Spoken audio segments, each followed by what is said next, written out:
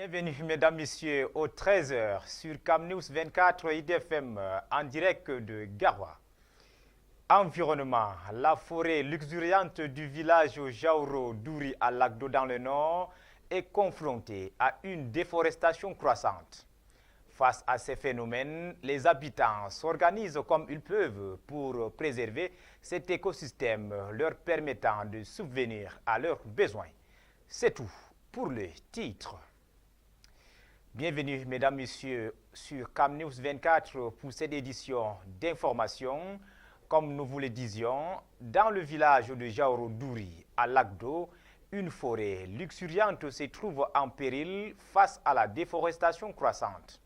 Les habitants dépendent de cet écosystème pour leur subsistance, s'engagent dans une lutte collective pour préserver leur environnement. Boubacar Adama. Au cœur du village de Jauro-Douri, dans l'arrondissement de Lagdo, se déploie un écosystème d'une richesse inestimable. Cependant, cette magnifique forêt fait face à un péril grandissant. La déforestation menace non seulement la biodiversité, mais également l'activité commerciale principale des habitants. Les causes de cette déforestation sont multiples. L'expansion des terres agricoles et l'exploitation forestière illégale ravagent peu à peu ce sanctuaire naturel. Les agriculteurs en quête de subsistance se tournent vers la coupe des arbres pour étendre leur culture.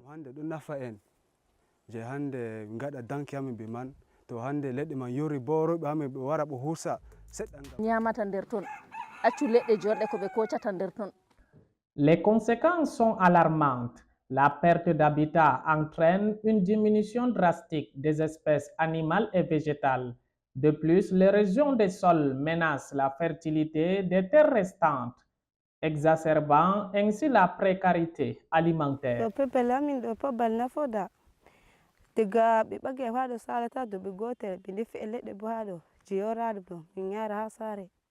À Jauro-Douri, le combat contre la déforestation est une lutte collective. Ainsi donc, le reboisement ne se limite pas à une simple action environnementale, il représente un espoir pour l'avenir. Car un arbre planté est un pas vers un avenir durable.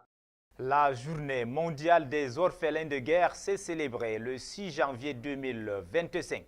L'occasion de sensibiliser l'opinion publique sur la situation des enfants qui ont perdu leurs parents ou leurs proches en raison des conflits armés. Plus de précisions avec Zopel Polinaire.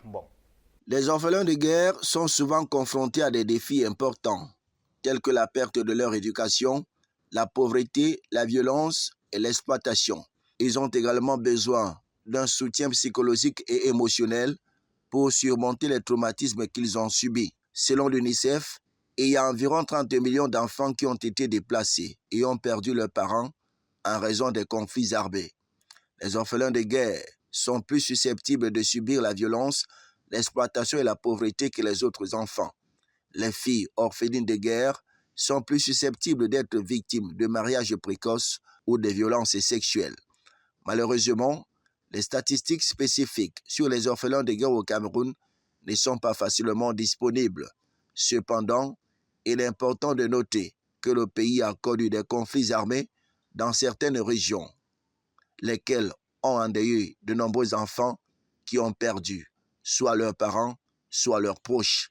La Convention relative aux droits de l'enfant affirme que les droits de ces enfants doivent être respectés, même en période de guerre ou de conflits armés. Cependant, les réalités sur le terrain sont toutes autres.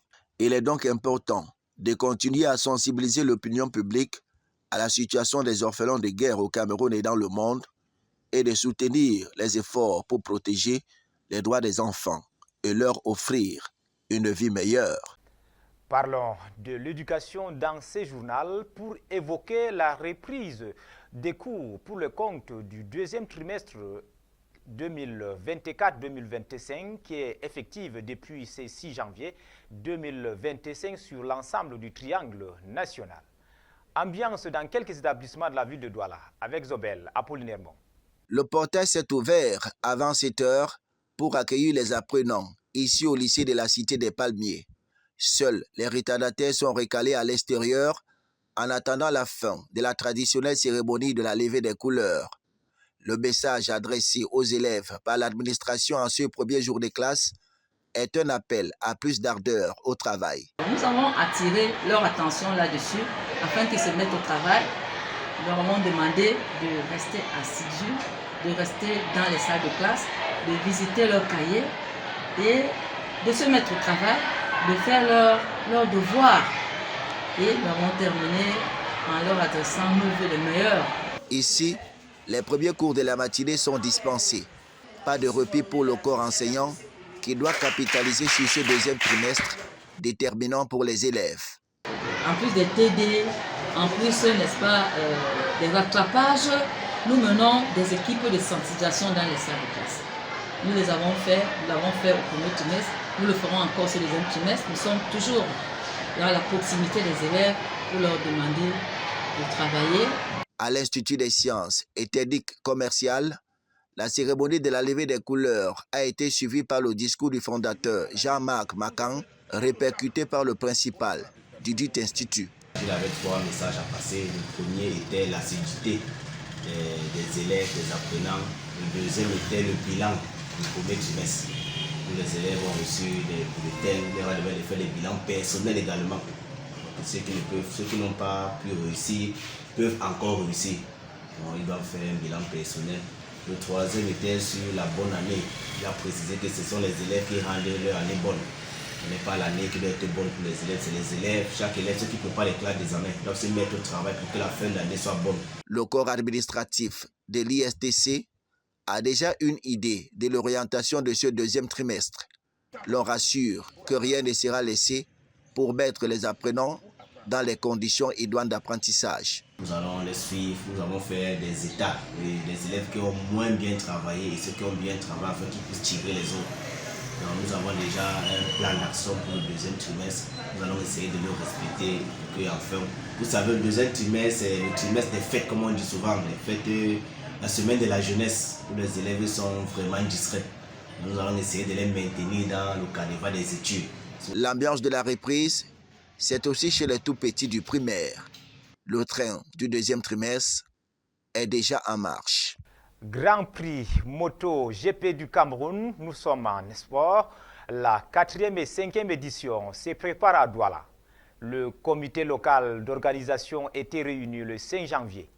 En gros, et c'est malgré les difficultés liées à l'organisation, l'on retient que la compétition va se dérouler le 26 janvier avec les finales annoncées au quartier Bonamoussadi.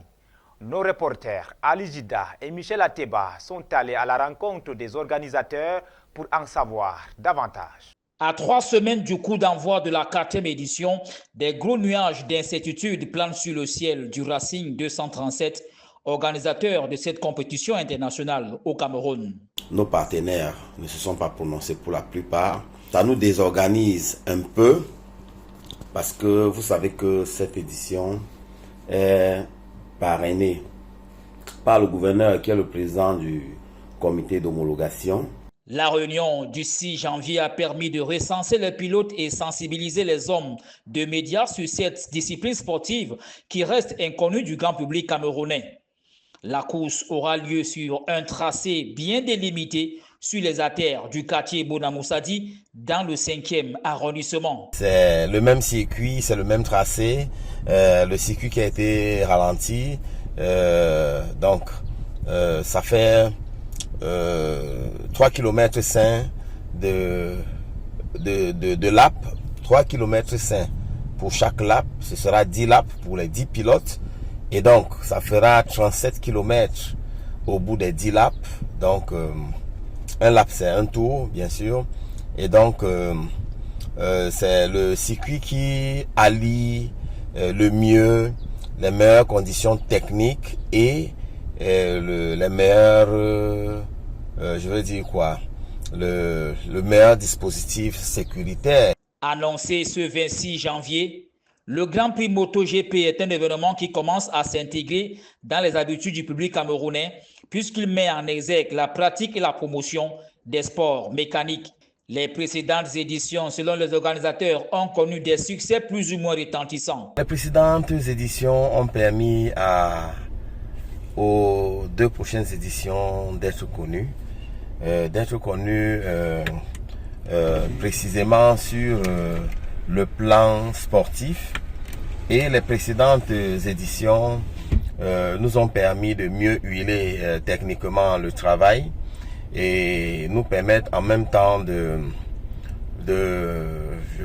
sur la prospection technique autour du meilleur circuit. Cela nous a permis de confirmer le circuit de Bonamoussadi comme étant le seul circuit d'ailleurs qui puisse héberger une telle compétition. Les éditions de 2025 sont cumulées. La 5e édition est annoncée en mars, c'est-à-dire dans un peu plus de 2 mois. Voilà, mesdames, messieurs, c'est sous cette note des sports sur le Grand Prix MotoGP du Cameroun, la 4e et 5e édition qui se prépare du côté de Douala, que nous réformons définitivement cette édition d'information sur Camnews 24. Merci pour votre aimable écoute et passez un excellent après-midi.